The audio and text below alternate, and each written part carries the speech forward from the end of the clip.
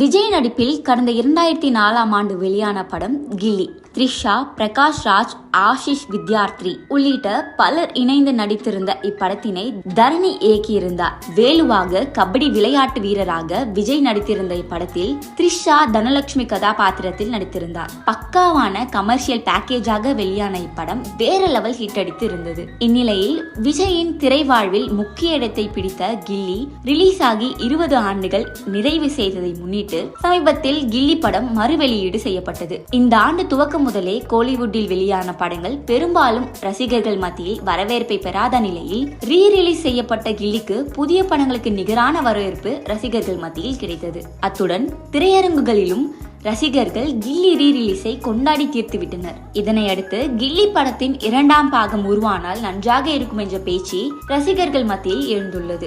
ஆனாலும் விஜய் சினிமாவில் இருந்து விலக இருப்பதால் அவருக்கு பதிலாக யார் நடித்தால் நன்றாக இருக்கும் என்ற விவாதமும் நடந்து கொண்டு வருகிறது. இந்நிலையில் நிகழ்ச்சி ஒன்றில் பங்கேற்ற கவினிடம் கில்லி 2வில் நீங்கள் நடித்தால் எப்படி இருக்கும் என கேள்வி எழுப்பப்பட்டது. அதற்கு பதிலளித்த கவின், கில்லி ஒரு எபிக்கான படம். எப்படி சில படங்கள் ரீமேக்கில் எல்லாம் கையே வச்சிட கூடாதோ அது மாதிரி சம்பந்தப்பட்ட பார்ட் 2 படங்கள் எல்லாம் அந்தந்த ஹீரோ பண்றதுதான் சரியா இருக்கும்னு நினைக்கிறேன். கில்லி படம் எல்லாம் வேற யார வச்சும் நினைச்சு கூட பார்க்க முடியாது.